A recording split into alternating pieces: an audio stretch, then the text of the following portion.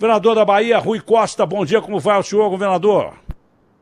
Bom dia, Datena, bom dia a todos os amigos e amigas. É um prazer estar aqui falando novamente com você. Um abraço ao senhor, aos nossos irmãos nordestinos aqui de São Paulo e do Brasil inteiro. Eu me lembro, o governador foi o primeiro a tentar, falou até pra gente aqui, e eu não esqueço, porque eu não só tenho corpo de elefante, mas memória de elefante. O governador falou assim, o Datena, eu tentei botar aquele revolvinho na cabeça das pessoas aqui, aquele termômetro aqui nos aeroportos. Eu tentei controlar os aeroportos e fui impedido por isso, dizendo que eu estava impedindo o direito de ir e vir das pessoas. É verdade isso ou é mentira, governador? É verdade, sim. Nós tentamos no início fazer o controle dos passageiros que chegavam e saíam, medindo temperatura. E chegamos a fazer 2 dias. Aí a Anvisa entrou com ação judicial dizendo que ali era o território de gestão da Anvisa e houve a decisão judicial no sentido da suspensão do trabalho. E nesses dias nós conseguimos, 2 dias que chegamos a fazer, encontrar pessoas com teste positivo de Covid. As pessoas tinham vindo no avião, tinham desembarcado com Covid positivo. Olha, isso foi da época do carnaval lá na Bahia, que inclusive a Band transmitiu o carnaval na Bahia, que é uma das coisas mais importantes que tem. Mas já naquela época não havia, pelo menos por parte do governador, o cinismo que houve no Brasil inteiro, que os caras estavam disputando quem botava mais gente na rua. E o governador estava tomando uma medida que era altamente contra a popularidade, vai na contramão da popularidade. Ele queria ver se as pessoas que vinham de fora para o carnaval baiano estavam contaminadas ou não, e pelo menos com o teste você vê se o cara está com febre, né, com o termômetro, e aí vai fazer o teste, e mesmo tomando essa medida impopular, ele estava preocupado com gente. Que pouca gente, políticos, para se preocupar com gente é difícil, hein? Só na hora de meter o dedão na urna. Mas, enfim, governador, o senhor está tomando, parece que à frente também, numa questão muito importante. Obrigado ao Daniel, que ajeitou a minha imagem, senão tem que ficar arrumando a cadeira aqui. Estavam cortando a minha cabeça aqui. E o doutor Guilhotin devia estar vibrando com isso. Obrigado, ficou melhor.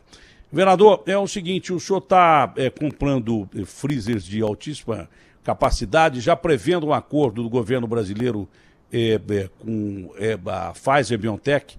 A gente falou com o doutor Zerbini na sexta-feira, que é o representante científico da Pfizer-BioNTech aqui. Ele falou sobre a capacidade da vacina. Me parece que, inegavelmente, o Reino Unido já começa a vacinar amanhã, não é? Numa fase inicial, é claro, mas já começa a vacinar amanhã. Até o dia 10, os States devem começar a vacinar. Os Estados Unidos devem começar a usar a vacina da Pfizer-BioNTech, talvez até da Moderna, e ela precisa de 70 graus abaixo de zero. Se bem que o doutor Zerbini nos disse que foi desenvolvida uma caixa que já viria embutido do preço para o transporte da vacina. Essa caixa mantém a vacina íntegra 15 dias, mais 5 dias que ela pode ser mantida na temperatura das outras vacinas, são 20 dias. Dá para você vacinar o cara em Marte, se quiser.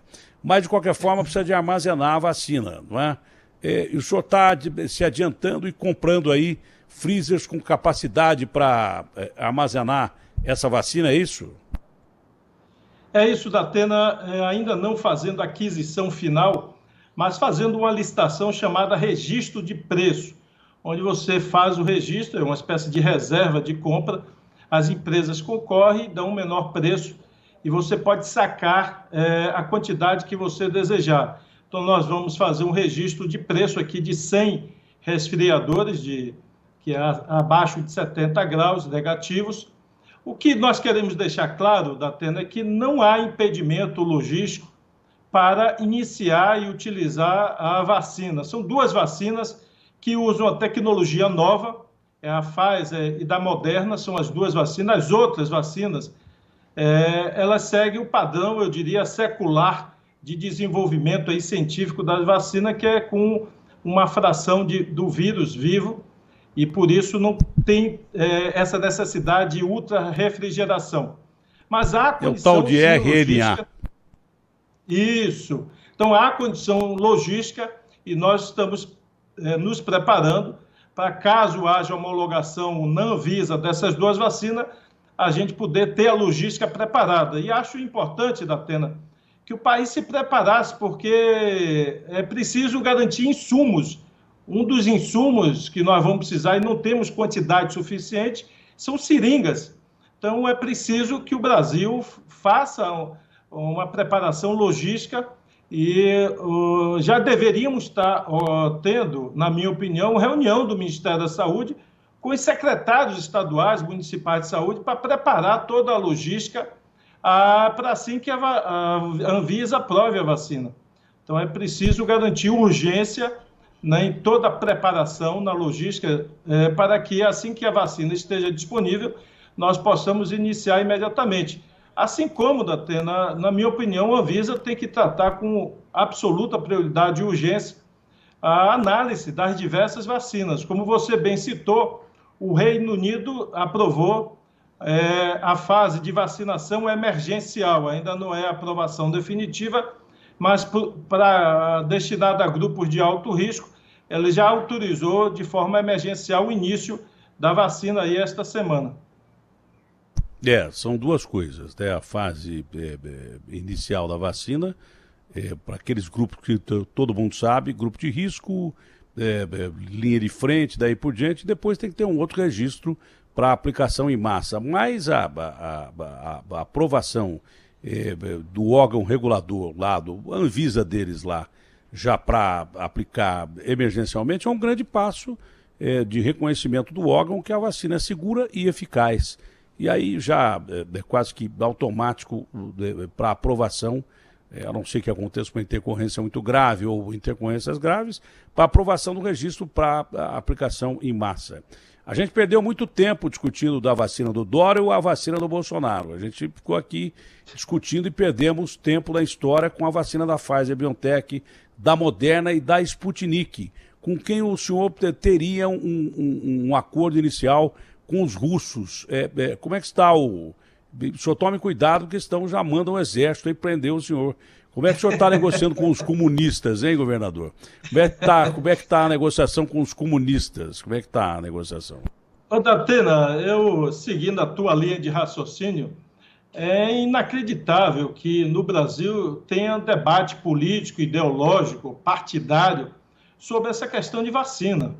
Vacina, remédio, devia ser exclusividade, o debate dos cientistas, dos médicos. Aos políticos, cabe apenas tomar as decisões no momento adequado para garantir a agilidade da população em ter acesso aos medicamentos e à vacina. Então, acho que nós devemos deixar a ideologia, a política, longe desse debate das vacinas. Então, não existe vacina democrática ou vacina comunista. Existem remédios e vacinas produzidos pela ciência. Independente se o cientista que produziu ele é russo, chinês, alemão, inglês, norte-americano ou brasileiro. O que interessa é a segurança da vacina, a eficácia, a eficiência da vacina e o preço que, eventualmente, ela vai ser comercializada para se garantir uma compra em massa para toda a humanidade. Então, eu concordo com você, acho que é preciso que os políticos no Brasil deixem de lado qualquer debate ideológico partidário sobre vacinas. Isso tem atrasado e dificultado muito, desde o início, eu diria, o enfrentamento do Covid, esse excesso de politização, de partidarização, eu diria de uso exagerado da ideologia até para a escolha de medicamentos. Então, isso não faz o menor sentido e nós aqui queremos criar todas as condições, por isso que temos dialogado com a Embaixada Russa, com a Embaixada Chinesa, fiz uma reunião recentemente com diretores, com a diretoria da Pfizer, temos contato com o laboratório da Moderna, enfim, acho que nós temos que dialogar com todo mundo que tem a vacina disponível a um preço justo para aplicar na população e a gente se vê livre o mais rápido possível desse vírus, porque ele, além de risco e muitas mortes, aqui na Bahia nós, infelizmente, houve uma retomada da contaminação, Datena. Nós voltamos a um ritmo de crescimento alto, que só em junho, julho tinha tido, e dessa vez disseminado em vários municípios da Bahia. Tínhamos caído para o patamar de 20 mortes diárias, e esse final de semana, infelizmente, fomos ontem a 30 óbitos, sendo 22 desses em Salvador. Então, ela volta com força e volta principalmente com maior força aqui na capital. O senhor tocou num assunto que eu não ouço falar faz tempo. Primeiro que é licitação. Olha, eu vou fazer uma licitação aqui para comprar esses refrigeradores, né? Porque quando houve a entrada do mundo numa situação emergencial, eu falei, meu Deus, não é possível que... Porque tem muito político no Brasil, o senhor conhece melhor do que eu, que o senhor é político, né? Tem muito político no Brasil que ele espera a fase de licitação e deixa passar para a fase emergencial, porque aí ele põe quem quer. É o famoso criar dificuldade para vender facilidade, a corrupção, né? Então, mas eu até comentei aqui, falei, olha, isso acontece no Brasil com frequência, tem determinados políticos que a gente conhece que já agem dessa forma há muito tempo, mas eu acho que esses caras não vão fazer isso durante uma pandemia, com gente morrendo. Pois fizeram, e há muita denúncia de corrupção. O caso mais clássico, que já terminou numa confusão terrível, foi lá no Rio de Janeiro, onde o governador foi afastado e deve ser empichado por causa de problema de contratos na saúde, na área de saúde. Mas em relação a isso, licitação é uma coisa importante. A gente começar a falar em licitação para acabar com essa roubalheira que existe por aí.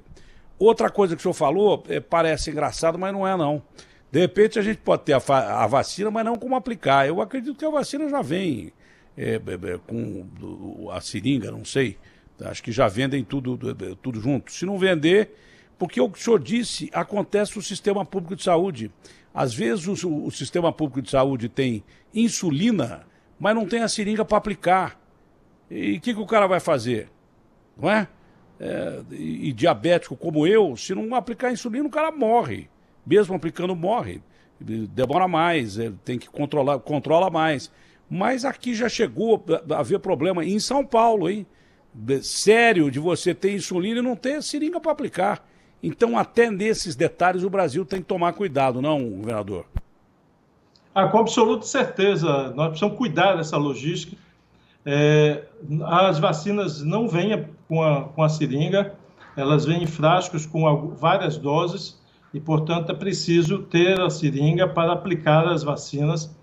E os países já estão planejando suas compras de vacina, de seringa, porque nós não temos volume suficiente de uma vez só para toda a humanidade. Mesmo o maior produtor do mundo de seringas, que é a China, não tem quantidade para oferecer no curto prazo.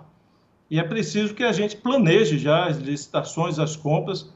Acredito que mais 30, 40 dias nós teremos a aprovação nos principais órgãos reguladores das nações, da Europa, dos Estados Unidos, das vacinas que estão sendo testadas. Acredito que mais 30 dias, no máximo, o órgão regulador europeu aprove aí o da Moderna, da Pfizer, da China, da Rússia, estão em estágio avançado. A Rússia já iniciou a sua vacinação, a China também. Hoje, quem quiser se vacinar voluntariamente na China, pessoas que estão vindo para o exterior, eles já estão fazendo a vacina. Por exemplo, cerca de 30 dias atrás, Datena, nós assinamos o contrato da ponte Salvador-Itaparica, um investimento de 7 bilhões numa PPP com os chineses, e todos os chineses que vieram aqui para a solenidade e assinatura, todos eles foram vacinados voluntariamente na saída da China. Então, para sair hoje da China, as pessoas já têm que se vacinar. E logo, logo, os países vão exigir, Datena, que para receber turistas, pessoas que vão trabalhar, mesmo que temporariamente em outros países, sejam vacinadas. Assim como é preciso que o agronegócio brasileiro tome cuidado. Hoje saiu mais uma notícia que a China voltou a descobrir em congelados brasileiros o vírus. É preciso, em embalagens, que a gente mantenha, eu diria, a sintonia de vacinação com o mundo, caso contrário, nós teremos, inclusive, embargos nos nossos produtos, caso nós não iniciemos a vacina para e passo com outros países. É importante que a gente consiga vacinar a população mundial, a população brasileira, no mesmo ritmo, na mesma sintonia da população mundial, e as medidas precisam ser tomadas imediatamente. É preciso que deixe a política, a disputa política de lado, e vamos cuidar da vida das pessoas. O Brasil já está sofrendo uma campanha enorme por causa da política ambiental lá fora, né? Muito dessa política se deve mesmo a problemas que a gente tem, mas muito dessa política se deve a um negócio chamado negócio. A França, que vive nos atacando, é a nossa principal, uma das principais concorrentes no mercado exterior do agronegócio. Porque eles acabaram com as florestas deles lá, plantam em todo lugar e vendem pra caramba. Então, para eles não é interessante que a gente venda. Os Estados Unidos, ao mesmo tempo que são o nosso segundo maior comprador, produzem, são nossos concorrentes. Tanto que, se não houvesse esse vírus, havia previsão de que o agronegócio brasileiro passasse o americano em 2040, o que não está muito longe. Hoje em dia, a cronologia está alterada. Então, nós temos possíveis parceiros comerciais, mas inimigos comerciais sérios. Se a gente ficar um país doente no meio de um mundo vacinado, para vender o nosso produto vai ser um caos. O senhor tocou num assunto importantíssimo. Porque, mesmo sem encontrar coronavírus em embalagem, os caras vão dizer, nós vamos comprar de um país, porque o Brasil foi, depois dos Estados Unidos, o país que teve o maior número de mortos. Nós temos quase 200 mil mortos aqui, chegando perto dos americanos. Quem é que vai comprar? Quem é que vai comprar produto, qualquer produto que seja, de um país que está doente no meio de um mundo vacinado? Se a transmissão do vírus pode ser até por embalagem. Como? Então, a gente está no meio de uma encrenca terrível. A gente precisa ter essa vacina. O diacho, ainda bem, é que para o resto do mundo, esses cabras também não podem ficar pensando que nós vamos vacinar o nosso povo aqui e deixa o resto do mundo se ferrar. Não é assim. Porque enquanto houver um cidadão com coronavírus no mundo, o mundo está ferrado, porque o coronavírus começou com um caso que escapou de laboratório, que veio do tatu, que veio do morcego, que veio do raio que o parta, mas começou com um caso. Então, enquanto houver um caso, a sorte nossa é essa, né? Porque senão a gente já tinha ficado para trás com o negócio de vacina. A sorte nossa é essa, é que interessa às grandes potências acabar com a doença, não é no país deles só, é no mundo inteiro, né? Mas é claro que também esse negócio é um negócio, e se a gente demorar demais, a gente vai acabar perdendo o bonde da história com vacina e vai ter que sair com o pires na mão, até para fazer escambo, trocar comida por vacina ou coisa parecida. Para não chegar a esse ponto, é bom a gente tomar providências logo. O senhor tomou uma medida que pode parecer polêmica aí, porque parece que o senhor está multando quem dissemina a notícia falsa, não é? Mas isso é tolir a liberdade de imprensa.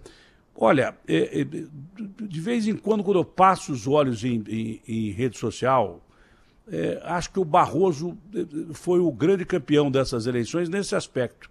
Esse negócio de combater as fake news foi a melhor coisa que podia acontecer nessas eleições. Porque tem tanta gente calhorda que espalha notícia falsa e que ameaça as pessoas de morte e que não faz crítica, que esfaqueia as pessoas moralmente, a família das pessoas, coisa que não tem nada a ver, né? As chamadas fake news.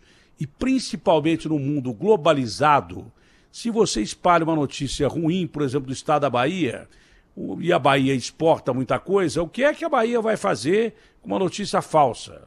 Imagine o prejuízo que tem a Bahia. Isso acontece com o Brasil. Se você espalha aqui, olha, a carne brasileira está contaminada, nós estamos ferrados. Mas que história é essa? Como é que é a aplicação dessa medida que o senhor tomou? Porque eu recebi em pauta aqui e nem sabia.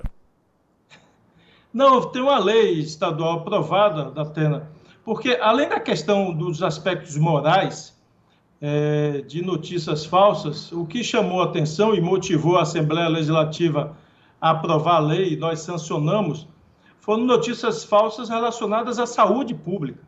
Você tem muitas pessoas, senhoras de idade, pessoas que de boa fé, ao receber uma matéria de Zap, que às vezes é simulada, se monta um cabeçalho parecendo que é de um jornal de grande circulação, ou de um jornalista, de uma TV ou de um rádio como a Band, se monta um cabeçalho, e a pessoa recebe aquele material no Zap de boa fé, induzindo, por exemplo, soluções ou tomando medicamentos, produtos para o combate a coronavírus ou outras doenças. E muitas pessoas de boa fé sendo induzidas até a tomar produtos que poderiam levar à morte o ser humano. Então, isso é uma completa falta de responsabilidade, de sensibilidade humana, você reproduzir, você enviar ou mesmo produzir uma notícia falsa, sabendo que do outro lado pode ter uma senhora de 70, de 80 anos que vai ver aquela notícia, como tem um cabeçalho da Bandeirante ou da Folha de São Paulo, do Estadão, de uma revista, a pessoa toma aquilo como verdade, não vai verificar e já vai, eventualmente, consumindo um produto, um medicamento, ou fazendo uso de determinados produtos, levando aquela notícia de boa fé. Infelizmente, a tecnologia é bom para a humanidade, mas ela facilitou a ação de criminosos. Eu não chamo isso...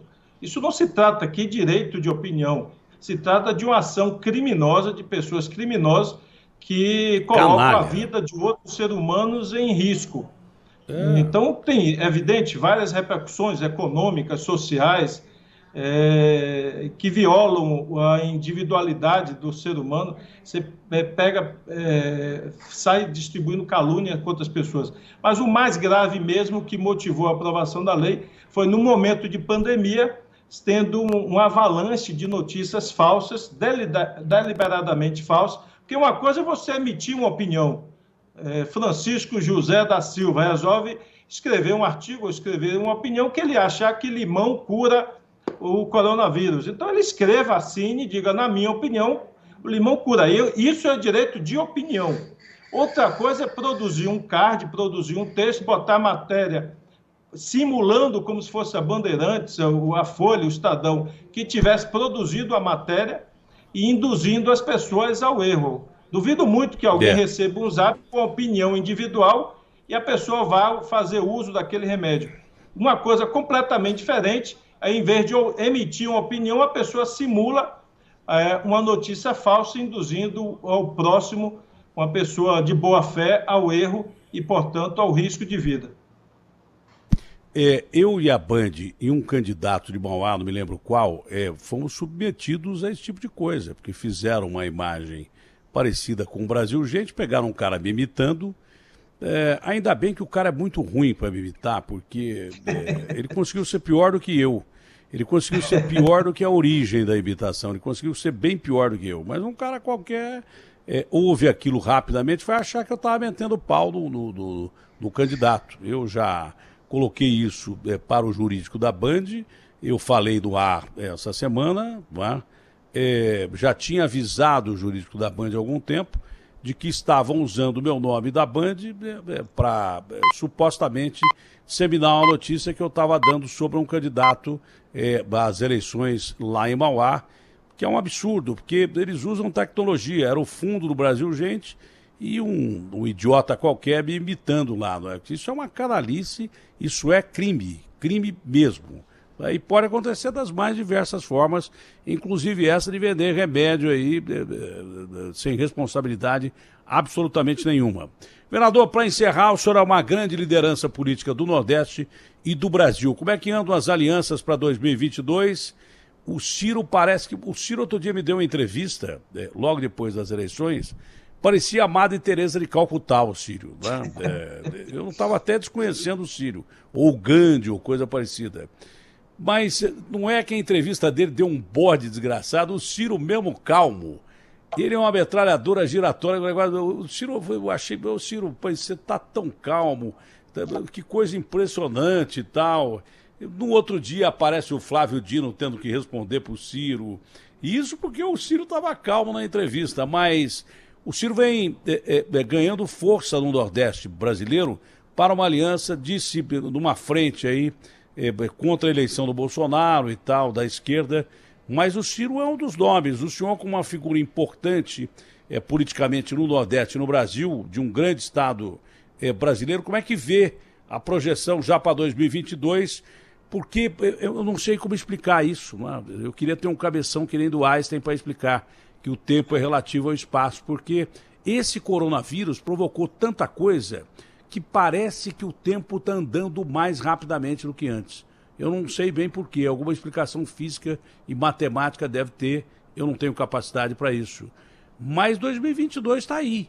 E como é que andam as alianças dessa esquerda brasileira e principalmente no Nordeste brasileiro? O senhor vê ainda o Lula como um grande articulador, o Ciro toma conta da função dele. Aqui em São Paulo surgiu uma liderança à esquerda como Boulos, não é? Tem o Haddad, que é bancado pelo Ciro. Como é que o senhor vê a projeção para 2022 para as eleições presidenciais? Ô, Datena, eu acho o seguinte, eu sou defensor de que nós possamos ter um diálogo claro, aberto, que a população possa entender sobre 2022 e sobre o futuro do Brasil. O Brasil, infelizmente, há 5 anos, desde 2015, desde o início do impeachment, o Brasil patina, a economia não cresce. O que cresceu no Brasil ao longo desses 5 anos foi o desemprego. O que cresceu foi a extrema pobreza. Gozado, me desculpe interromper, mas a nossa pandemia começou antes do vírus. O ano passado foi o pior ano de caos econômico da história do Brasil. E nós demos azar de depois ter o vírus, o senhor tem razão. Ô, Datena, a economia brasileira está menor do que era a economia em 2014, em 2020. Dá para imaginar o que é isso? 6 anos depois, o Brasil está menor, a economia, do que estava em 2014. É uma tragédia para a população brasileira. Então, você percebe a volta de crianças para a rua, acompanhando seus pais, tentando ganhar um trocado para sobreviver, muitas crianças sozinhas. Você percebe a volta da fome e agora, com o fim do auxílio emergencial, isso vai se agravar a partir de janeiro. Então, e tem um elemento, Datena, que você colocou aí sobre polêmicas, que infelizmente prejudica muito o Brasil. Eu digo assim, o que sustenta uma economia é a sua credibilidade, é a confiança que o Brasil passa para o exterior. Você conversa, Datena, eu converso aqui na condição de governador com vários gestores, diretores, investidores de fundos de investimento internacional, de multinacionais, e eu pergunto, a imagem do Brasil está ruim, não é? Aí eles dizem assim, governador, o senhor está sendo benevolente de ainda chamar isso de imagem. Eu diria que o que o Brasil tem hoje no mundo é uma caricatura de país. Então, completamente desmoralizado. Os investidores muito preocupados, adiando decisões sobre investimentos no Brasil. Quem participa de conselhos de administração de empresas, ninguém se sente confiante de dar um voto favorável a investimento estrangeiro no Brasil. Por isso a economia patina. E, na minha opinião, não adianta trocar Chico por Francisco, João por José. O que adianta mudar é a forma de fazer política. É colocar o interesse do povo brasileiro em primeiro lugar. E não esse ataque gratuito, fortuito às outras pessoas. O Brasil está pagando um preço muito alto, Datena, na minha opinião, por ter substituído a boa política, a democracia, o diálogo entre pensamentos diferentes, ter substituído isso pelo ódio, pelas ofensas, pelas agressões, por uma instabilidade jurídico-institucional nunca visto na história recente do Brasil. Então, isso tudo, na minha opinião, prejudica muito o desenvolvimento, a geração de emprego no Brasil. Então, eu acho que é uma obrigação dos homens e mulheres de bem que querem ajudar o Brasil a sair dessa situação, estimular o diálogo e a democracia, que significa diálogo entre pessoas que pensam diferentes. Você dialogar com quem pensa exatamente igual a você é fácil. Você só dialogar com quem torce para o seu time, dialogar com quem tem a sua religião, quem mora no mesmo condomínio, aí fica fácil. Então, o difícil da democracia é você dialogar com pessoas que torcem para time diferente do seu, que têm religião diferente da sua, que têm preferências ou ideias diferentes da sua. Isso é democracia. Então, não conheço na história da humanidade nenhum país que se desenvolveu, que melhorou a qualidade de vida do seu povo, pregando ódio, violência ou truculência. Não lembro. A Alemanha, quando se deixou encantar nocivamente por um período de ditadura, de violência, foi à falência. O país teve que ser reconstruído e, graças à determinação do povo alemão, a Alemanha voltou a ser uma das principais potências mundiais. Mas foi liquidado porque acreditou em algum momento que o ódio, a supremacia alemã e o ódio às outras nacionalidades podia levar a Alemanha a algum lugar bom. E o Brasil, que nunca teve o poderio da Alemanha, mesmo naquela época, o Brasil hoje, infelizmente, agride diversas nações do mundo, agride embaixadores de outros países, estimula o ódio entre as pessoas. Então é preciso superar isso. Eu sou defensor, irei participar ativamente de diálogos, buscando unir pessoas que queiram conversar sobre o futuro do Brasil, independente de partido político, independente se serão ou não candidatas. Acho que nós temos que promover o diálogo e o entendimento. Briga, violência, disse-me disse, só tem afundado o Brasil, e o povo é que tem pago um preço alto por essa disputa agressiva entre os políticos. Então, para mim, tanto faz se a agressão vem de alguém de extrema-direita ou de alguém que se diz de esquerda. Esse não é o padrão que nós vamos recuperar o Brasil. Não é com agressão, não é com violência e não é com ódio. É acreditando na ciência, acreditando na democracia como instrumento de transformação social. E eu acredito nisso e vou tentar dar a minha parcela de contribuição para que o Brasil encontre uma solução viável para 2022. Tanto que a única saída para esse vírus é a união dos povos, né? Se prega a união do mundo para você poder acabar com um inimigo invisível, pequenininho, que ninguém vê e que colocou a humanidade de joelhos, né? A gente precisa aprender muito com essa história, uma lição de humildade que, mais uma vez, o ser humano aprendeu. E o único caminho vai ser a união, porque aquilo que eu falei, independe de condição social, independe de cor de pele, independe de raça, de credo, o vírus está aí, ele ataca todo mundo. Ele ensina que todos nós somos iguais, inclusive e principalmente perante as adversidades. Se a gente não der a mão num momento como esse, nós estamos perdidos. Se a gente pregar o ódio, aí que nós estamos mais perdidos ainda. Um abraço grande, foi um prazer falar com o senhor e viva o nosso Nordeste brasileiro, viva o nosso país. Um abraço grande aos nordestinos que estão nos ouvindo agora, principalmente aqui em São Paulo, um montão de gente ligada no sistema Bandeirantes de Comunicação. Prazerão em falar com o senhor, um beijo grande desse povo maravilhoso, desse estado lindo. Abraço grande, governador. Eu quero lhe agradecer e torcer para que a gente consiga vacinar nosso povo ao longo de 2021, que a gente possa lhe ter aqui no verão de 21 para 22 e receber aqui no final do ano. Se Deus quiser. Abraço grande, governador. Abração. Um abraço.